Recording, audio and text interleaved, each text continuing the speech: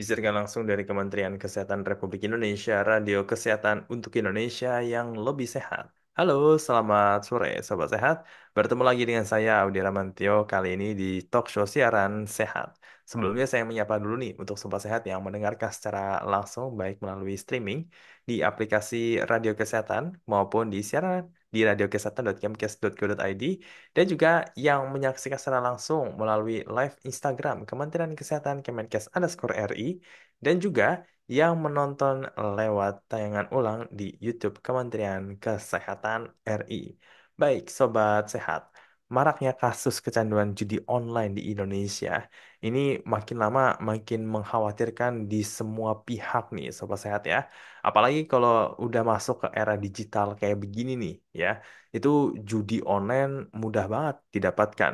Nah, apakah kecanduan judi online ini bisa dihentikan? Kita akan bahas lebih dalam siaran sehat bersama dengan Dr. Santi Yulianti, MSc, SPKJ, terkait tentang kecanduan judi online bisa berhenti. Selamat sore, Dr. Santi. Halo, selamat sore Mas Audi. Selamat sore teman-teman semua. Senang banget bisa ngobrol ini ya, sore ini ya Mas Audi ya. Bener banget nih, ini topik yang seru banget ya. Judi Apa online. nih? Gimana kabarnya, Dok? Oh, cukup bagus. Mau bilang baik banget, sebenarnya nggak baik-baik banget ya. Ya, cukup bagus lah Mas Audi ya. Alhamdulillah, semoga sehat selalu ya, Dokter Oke, Santi. Dan saya mengingatkan untuk sobat sehat yang ingin bertanya langsung, bisa langsung bertanya lewat live Instagram Kementerian Kesehatan, tulis di kolom komentar, atau bisa mengirimkan ke WhatsApp 0821 3636 2018. Baik, Dokter Santi, kita bahas ya. dulu nih, kenapa orang kok bisa terjerumus ke dalam judi online? Apa yang bikin mereka tuh susah berhenti? Ya, kalau kita ngomongin judi sebenarnya dari zaman Indonesia belum merdeka ya, udah ada tuh judi gitu. Cuman memang platformnya kan sekarang jadi berubah ke judi online. Nah, mungkin sedikit kalau diperkenankan ya, saya meng-highlight teman-teman semua, sebenarnya judi online itu apa gitu. Jadi judi online ini adalah aktivitas taruhan atau perjudian yang kita tahu dari zaman dahulu udah ada, tetapi dilakukannya melalui platform digital. Bisa situs web atau aplikasi gitu. Seperti misalnya kayak permainan kasino gitu ya, taruhan olahraga. Jadi jangan-jangan mikir taruhan olahraga nggak termasuk judi online nih ya. Kemudian ada lotre, ada permainan kartu dan dadu atau e-sport gitu. Nah sebenarnya kenapa nih orang bisa terjerumus ke kecanduan judi online gitu. Dan ini menarik kita bahas karena jangan sampai kita punya persepsi yang disebut kecanduan itu cuma narkoba aja. Jadi judi ini juga bagian dari adiksi atau kecanduan. Nah, kenapa sih orang tuh bisa adiksi? Ya karena ada yang disebut dengan pola reward tak terduga atau disebut juga dengan hadiah intermittent gitu. Jadi unpredicted reward gitu ya. Ini mempengaruhi bagaimana orang mengulang kembali kebahagiaan itu. Dan ini berkaitan dengan pelepasan dopamin. Nanti kita akan bahas yang terkait dopamin itu di belakang gitu ya.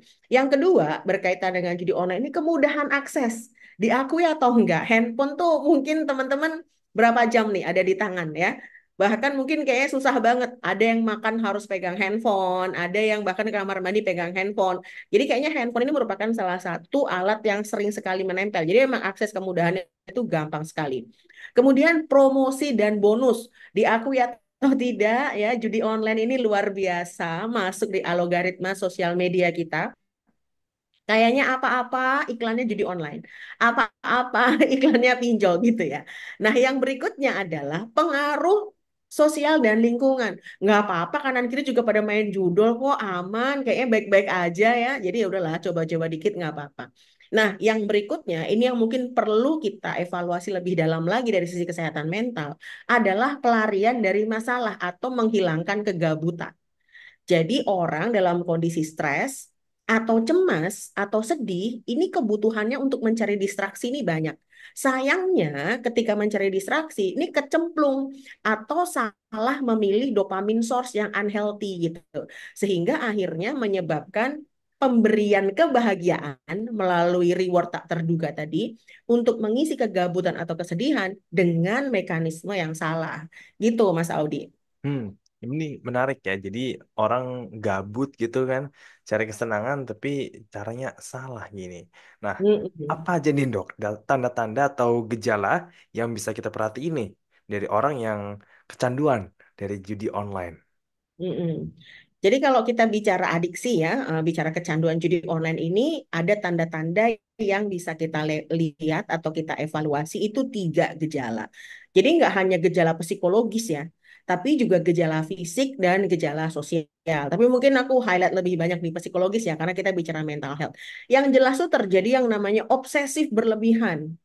Jadi waktu penggunaan handphone itu pasti meningkat tajam ya, atau misalnya platform yang digunakan atau situsnya gitu. Terus menerus memikirkan tentang itu atau preoccupied namanya. Terus kemudian berpikir rencana strategi gimana menang peluang berikutnya bla bla bla itu selalu ada. Jadi kayak echoing gitu di kepala. Nah, ini menyebabkan terjadinya hypervigilance atau pikiran yang tidak bisa berhenti. Dan perubahan mood pasti terjadi ya. Kalau pas menang euforia banget gitu, ekstrim, bisa naktir teman-temannya ya, kemudian sampai nggak tidur, berbahagia gitu. Tapi ketika kemudian kecemasannya muncul karena mungkin belum beruntung, dalam tanda petik ya bahasanya itu belum beruntung gitu, akhirnya terjadi kecemasan, kemarahan, dan tertekan. Dan ini bisa menimbulkan emosional yang tidak stabil sehingga mempengaruhi hubungan dengan orang terdekat. Kemudian kesulitan mengendalikan dorongan. Jadi kalau udah nggak main, rasanya kok ada yang kurang tuh. Pinginnya tuh main terus. The only way to feel the happiness itu hanya dengan bermain judi. Meskipun sudah tahu loh dampaknya negatif. Jadi irrational thinking gitu. Nah, kembali lagi tadi terkait melarikan diri dari masalah gitu ya. Seakan-akan melakukan perjudian dan ketika menang, ini jadi kayak satu validasi. Nah, bener kan? Dengan menang dapat manfaat dan bahagia pula. Jadi salahnya judi apa? Padahal mungkin kemenangannya secara persentase lebih sedikit daripada kekalahannya. Stresnya, marahnya, irritable-nya itu lebih banyak daripada bahagianya. Nah, belum lagi kondisi fisik. Ketika seseorang terpreoccupied atau berpikir terus-menerus tentang perjudiannya, pasti sleep-nya itu terganggu. Siklus tidurnya menjadi bermasalah. Hormon stresnya menjadi tinggi, kortisol. Kalau kortisolnya naik, pengaruh ke fisik sudah jelas ya. Fungsi-fungsi paru-paru, kemudian fungsi hepar, ya, kemudian fungsi jantung, hormonal itu semuanya terganggu. Dampak sosial juga iya. Akhirnya menjadi mengisolasi diri, tidak mau lagi bergabung dengan teman-teman yang sehat karena udah ngerasa nggak sefrekuensi. Ujungnya gabungnya sama yang teman-teman judi. Nah, padahal referensinya jadi makin sama kan. Oh, masa cuman segitu doang, bro? Masa cuman itu aja sih, kita main lebih tinggi, kita main lebih tinggi. Dan akhirnya terjadi distorsi sehingga apa? Gangguan finansial yang berkepanjangan. Nah, ini yang cukup perlu diperhatikan ya. Salah satu bagian yang paling penting untuk keluarga melihat ada tanda-tanda ini nggak di keluarga saya atau teman saya. Nah, mungkin kalau iya, kita perlu evaluasi apakah sudah memasuki keperluan untuk bertemu tenaga profesional atau belum. Gitu, Mas Saudi. Hmm, bener juga ya. Dan itu banyak dok ya kasusnya dok ya. Ada banyak orang Mm-mm. misalkan sampai jual BPKB motor, sampai Mm-mm. KD rumah Ya. untuk judi online. Ini kan bikin orang bertanya-tanya gitu kan. Emang kenapa sih kok judi itu bisa sampai segitunya bikin orang kecanduan? Gimana sih prosesnya sampai bikin orang tuh kecanduan separah itu? Ya, jadi kalau kita bukan pemain atau kita di luar lingkaran, itu bisa bilang gini nih, hah, kok segitunya? Kok bisa gitu sih? Nggak masuk akal. Nah, orang tuh begitu. Karena tidak ada di dalam kondisi distorsi kognitif tadi. Kita perlu berpikir lebih dalam lagi, kenapa seseorang kok bisa dikasih tahu nggak percaya, ya kan? Udah dikasih tahu malah semakin menjauh dan semakin dalam. Nah, ada yang namanya gangguan proses produksi dopamin tadi ya, unpredicted reward tadi. Nah, ini ada dua area otak sebenarnya yang paling berpengaruh di sini. Yang satu disebut dengan ventral tegmental area atau tegmental area.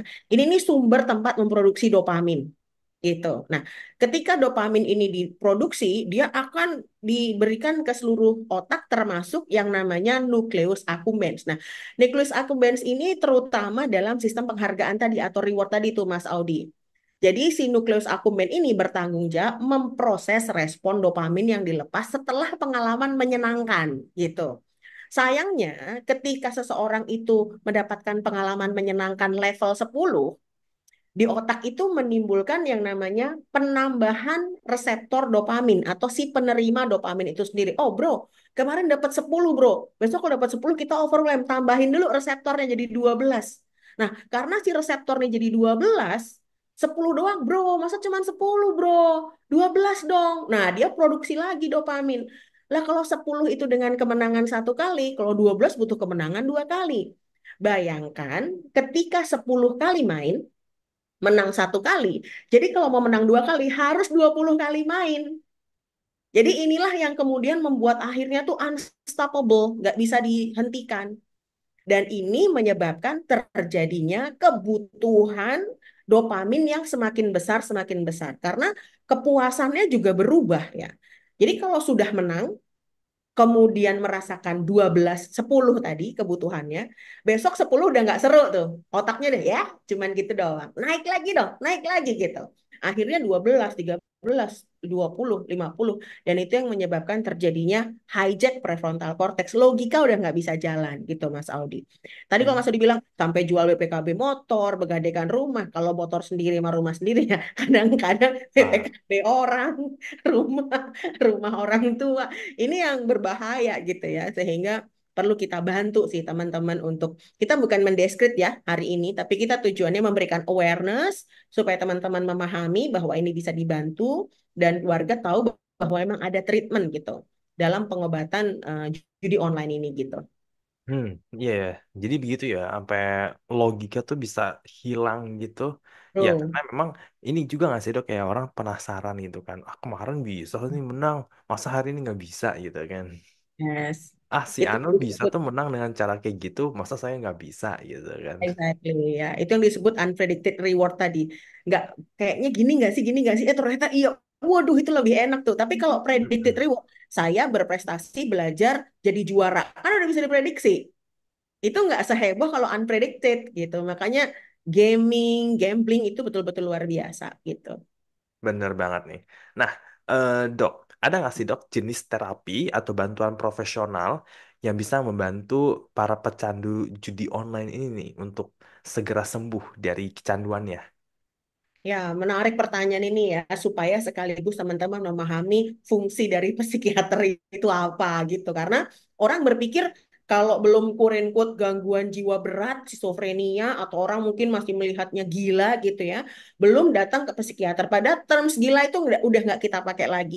Gitu ya, Mas Audi. Jadi semua orang dengan kebutuhan peningkatan kesehatan mental itu bisa mengakses psikiater.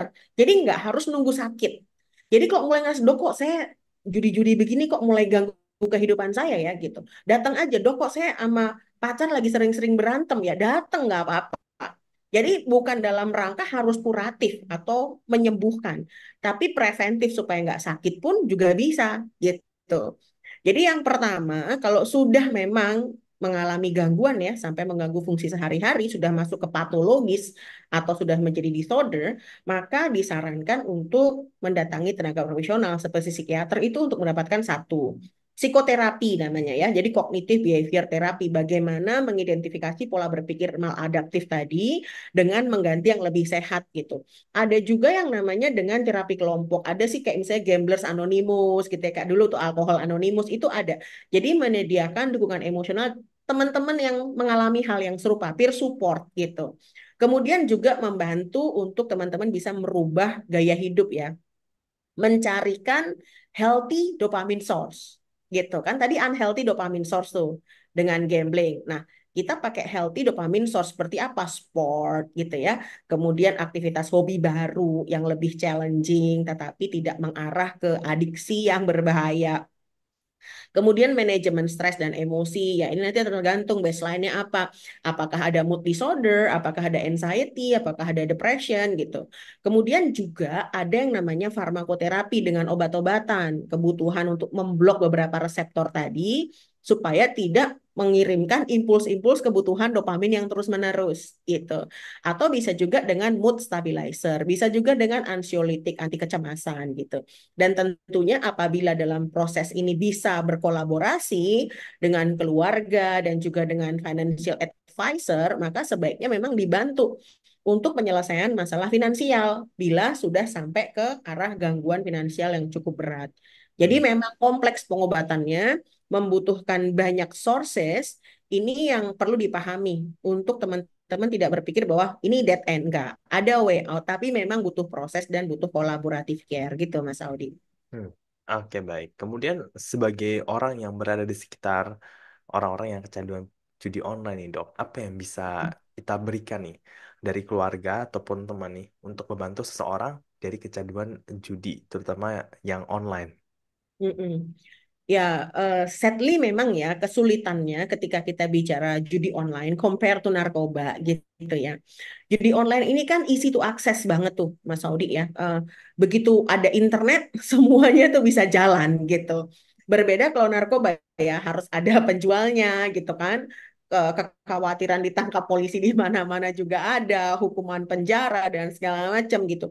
Bukan saya meminorkan enggak, tapi berbicara dari sisi keluarga. Kenapa kadang-kadang keluarga give up? Kenapa kadang-kadang keluarga sulit?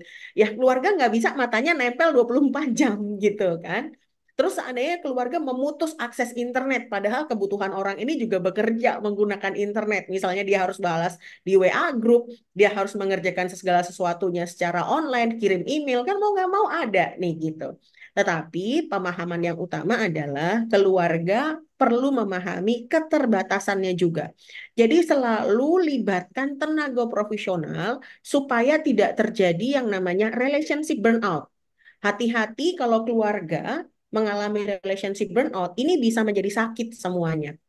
Jadi kita itu sebagai keluarga memberikan dukungan, memberikan informasi, tetapi jangan mentarget diri sendiri juga terlalu besar gitu. Karena keberhasilan itu merupakan salah satu hal yang butuh kooperatif dari orang yang mengalami juga. Kalau kita sudah berusaha sangat keras dan memang belum bisa, ya tolong libatkan tenaga profesional. Nah, resiko kambuh itu selalu ada karena isi akses tadi. Sehingga memang pemeliharaan jangka panjang sangat penting. Jadi kalau misalnya diberikan terapi oleh tenaga profesional, mohon diselesaikan sebaik mungkin. Karena tahapannya itu ada beberapa tahap.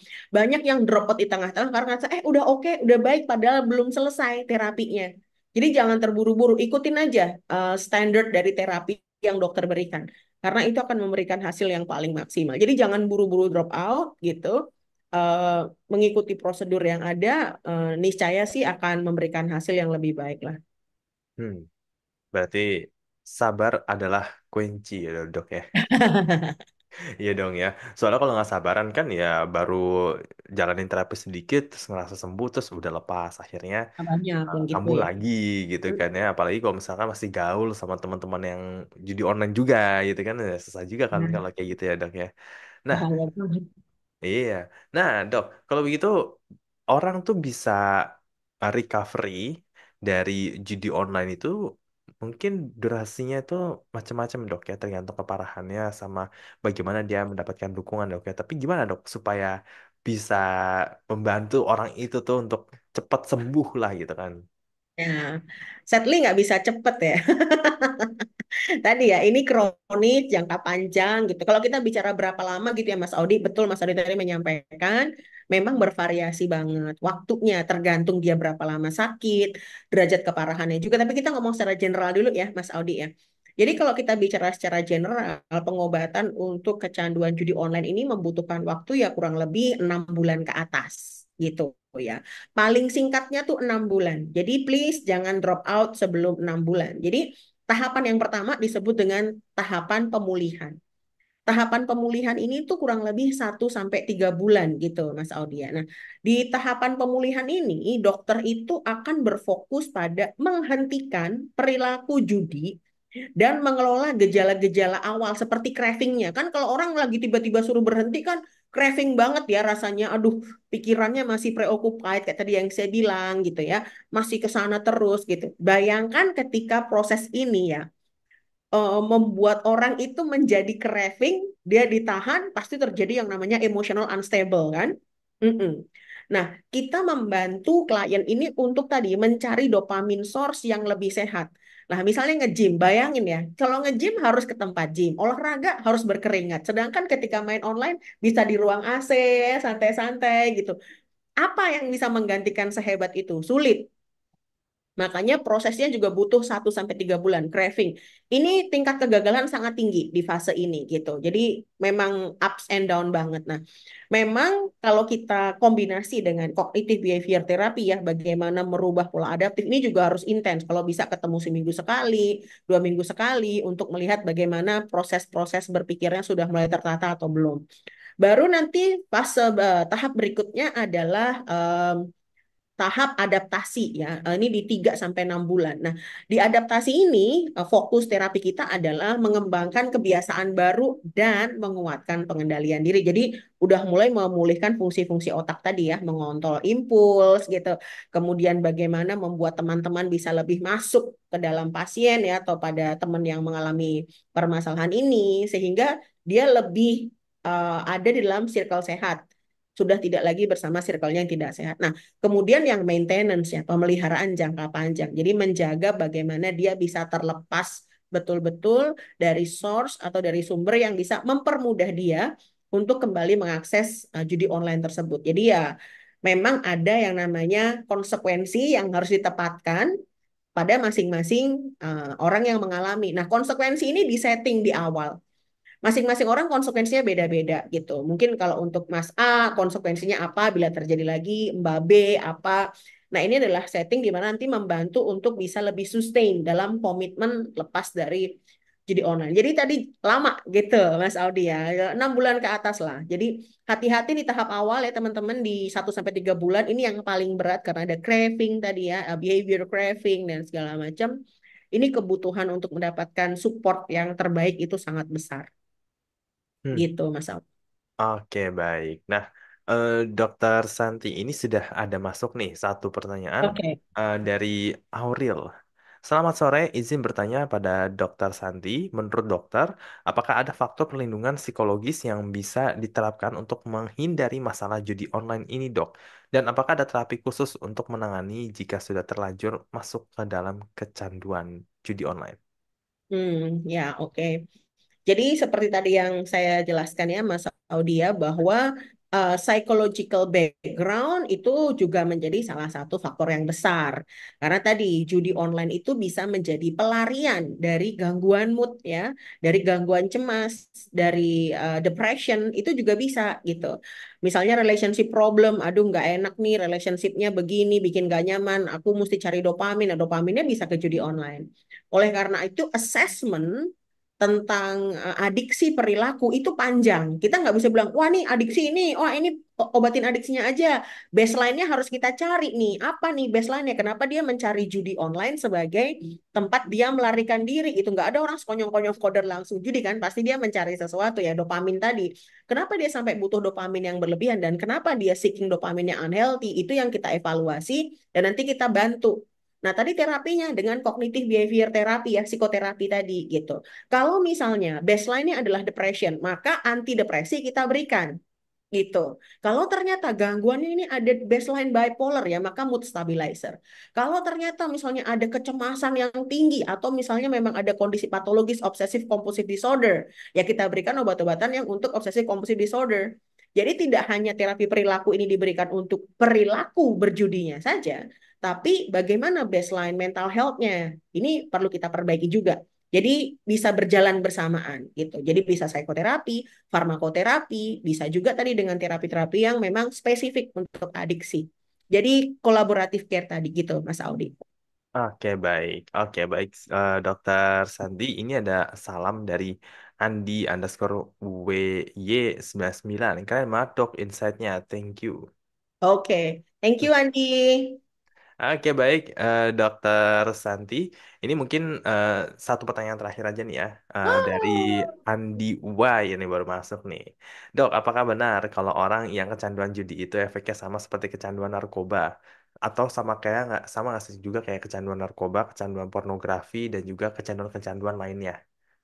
ya, prinsipnya Andi tadi sama-sama melibatkan dopamin reward tadi gitu ya. Mekanismenya saja memang sedikit berbeda antara porn ya, antara drugs dengan judi. Kalau judi online tuh berkaitan yang tadi unpredicted reward tadi. Jadi deg-degan menduga-duganya gitu. Itu yang bikin adrenalin pumping, begitu dapat dopamin, banjir. Nah itu deg-degannya tuh jadi kebutuhan meningkat gitu. Sama PON tuh juga bertahap gitu. Kemudian adiksi nafsa itu juga bertahap. Nah, bagaimana pengaruh terhadap otak? Nah, ketika si prefrontal cortex tadi ya seringkali menjadi quote tidak terpakai karena logikanya kan dimatiin terus. Nah, otak ini akan melakukan yang namanya efisiensi, Andi. Jadi kalau otak ini melihat ada bagian yang nggak kepake, sama dia udah nggak dikasih source ke situ. Nah, kalau udah dikasih source, ada yang disebut dengan neuroplastisitasnya berhenti atau apoptosis atau dia menurun. Yang terjadi apa? Demensia awal gitu. Jadi usianya tuh belum masuk ke usia pikun, tapi fungsi otaknya sudah seperti orang yang pikun. Makanya untuk hal-hal di luar perjudian, dia jadi nggak bisa digest, gampang lupa, memori terganggu, ya. Kemudian terjadi ketidakmampuan pengendalian emosi, karena kan emosi butuh kemampuan berlogika dan merasionalisasikan ya, merasionalkan ya. Jadi ini berbahaya. Jadi kalau bicara berbahayanya bagaimana, semuanya berbahaya. Jadi kalau bisa tidak melakukan satu atau dua atau tiganya gitu. Oke, baik. Wah, ini nggak kerasa ya, sudah hampir 30 menit nih kita berbincang bersama Hmm. mengenai judi online ini. Dan sebelum kita tutup untuk talk show secara sehat kita kali ini, boleh Dokter Santi untuk memberikan pesan-pesan sehatnya kepada sobat sehat semuanya. Silakan, Dok. Ya, kalau pesan-pesan tuh rasanya kayak orang tua gitu ya. Mungkin quote-quote nih.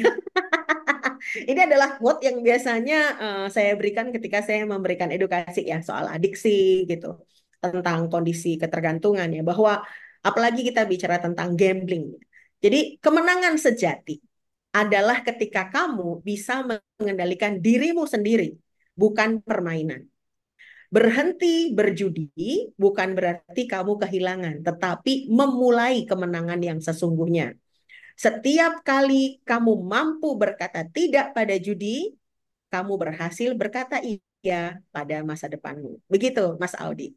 Waduh, luar biasa banget ya pesan-pesan atau wejangan sehatnya nih dari Dokter Santi nih. Oke, baik. Terima kasih Dokter Santi atas pesan-pesan sehatnya. Dan Sobat Sehat, demikian talk show siaran sehat kita pada sore hari ini. Semoga informasi yang kami berikan dapat bermanfaat. Dan untuk Dokter Santi, sekali lagi saya ucapkan terima kasih banyak nih dok. Sudah hadir di Radio Kesehatan di sela-sela kesibukan yang sangat-sangat padat ini dok ya. Semoga sehat selalu dok dan sampai berbincang kembali di lain kesempatan ya, Dok. Terima kasih, Mas Audi. Thank you, Healthy. Sampai ketemu lagi. Terima kasih. Selamat siang. Selamat siang. Baik, sobat sehat. Demikian talk show siaran sehat kita pada sore hari ini. Semoga informasi yang kami berikan dapat bermanfaat. Dan terima kasih juga untuk sobat sehat semuanya mendengarkan secara streaming di aplikasi Radio Kesehatan maupun di radiokesehatan.kemkes.go.id dan juga yang menyaksikan secara langsung lewat live Instagram serta yang menyaksikan tayangan ulangnya di YouTube Kementerian Kesehatan. Kita pamit undur diri. Mohon maaf jika ada salah-salah kata, saya Dara Mantio beserta kru pamit undur diri dan saya ucapkan salam sehat.